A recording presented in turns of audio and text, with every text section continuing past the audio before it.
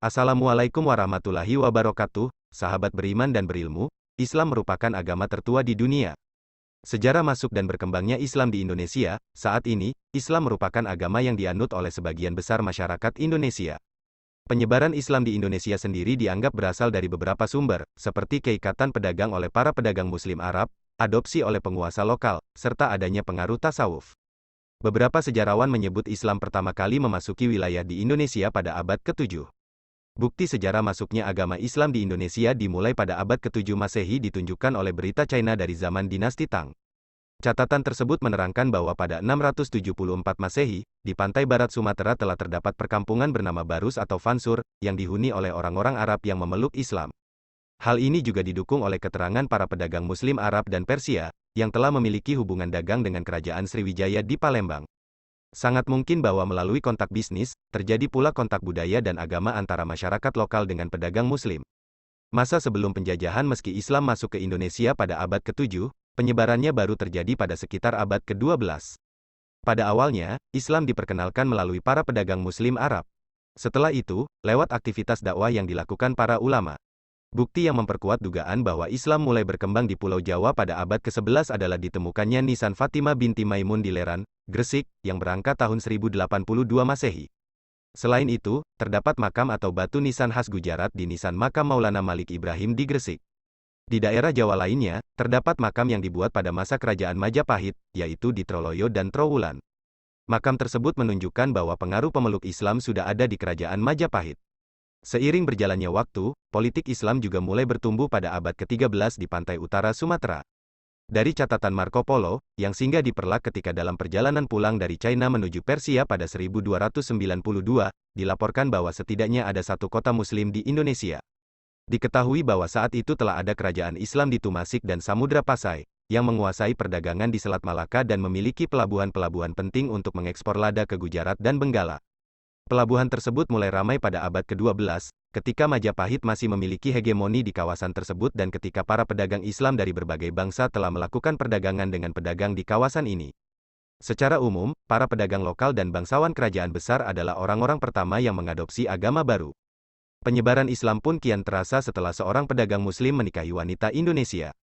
Setelah itu, pada abad ke-15, pedagang Muslim dari Arab, India, Sumatera, Semenanjung Melayu, dan Cina mulai mendominasi perdagangan di Indonesia, yang saat itu dikuasai oleh para pedagang Majapahit Jawa. Dinasti Ming Cina melakukan pelayaran yang bertujuan untuk menciptakan pemukiman Muslim Cina di Palembang. Ming pun secara aktif mendirikan komunitas Muslim Tionghoa Melayu di pesisir utara Jawa. Pada 1430, dinasti Ming berhasil membentuk komunitas Muslim Cina, Arab, dan Melayu di Semarang, Demak, Tuban, dan Ampel. Dengan demikian, Islam pun mulai benar-benar berpijak di Jawa, di mana penyebarannya juga tidak dapat dipisahkan dari peran Wali Songo. Masa penjajahan pada abad ke-17, Belanda mulai menjajah Indonesia karena tertarik akan kekayaan rempah-rempah di sana. Kedatangan Belanda di Indonesia ini mengakibatkan terjadinya monopoli pelabuhan pusat perdagangan. Di sisi lain, kondisi ini justru membantu proses penyebaran Islam, karena para pedagang Muslim Indonesia pindah ke pelabuhan kecil dan terpencil.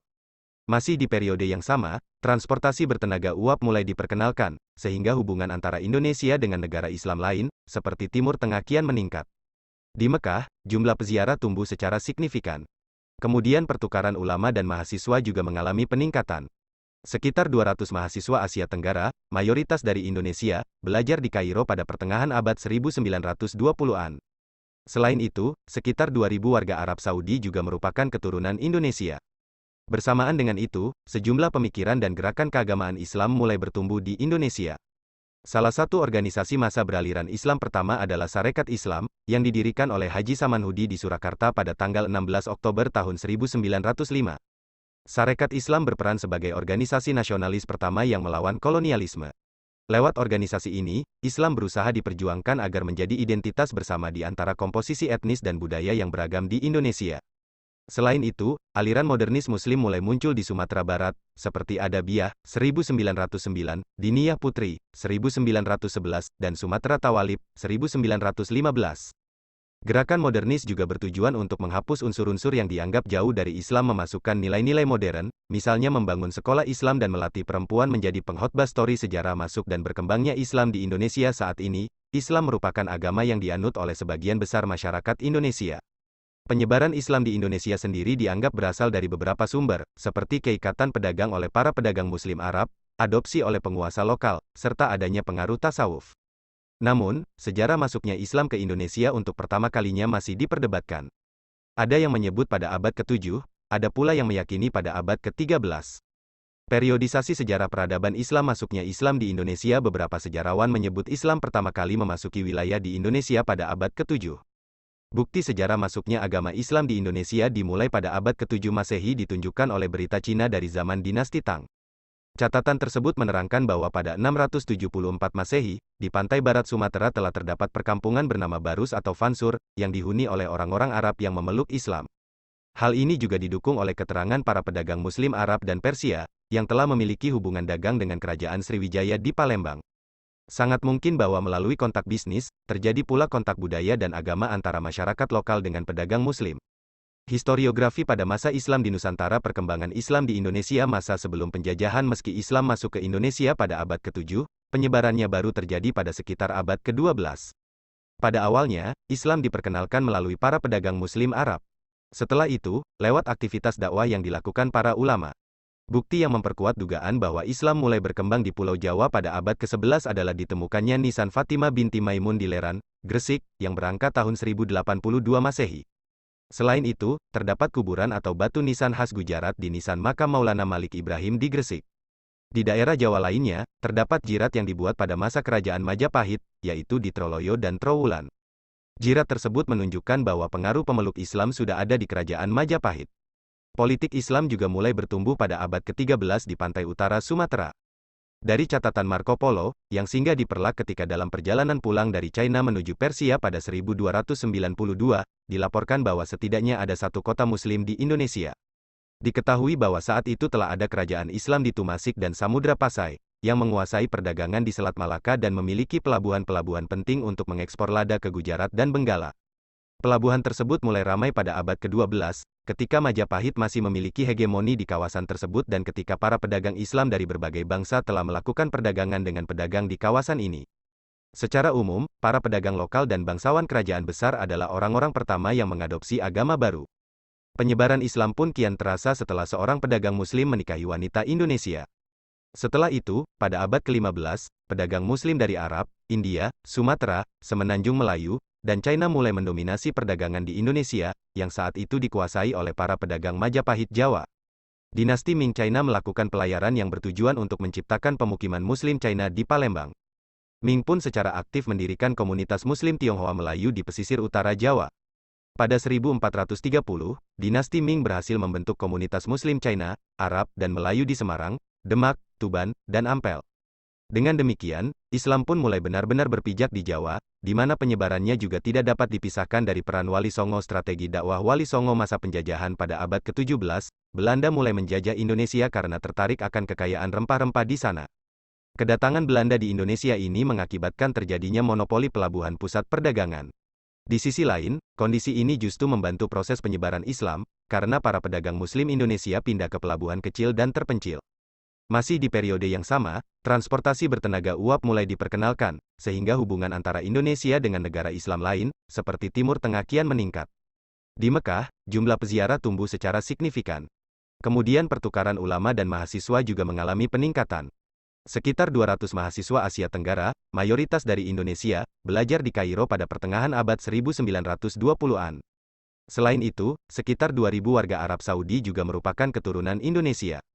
Sejarah masuknya Islam di Lombok. Bersamaan dengan itu, sejumlah pemikiran dan gerakan keagamaan Islam mulai bertumbuh di Indonesia.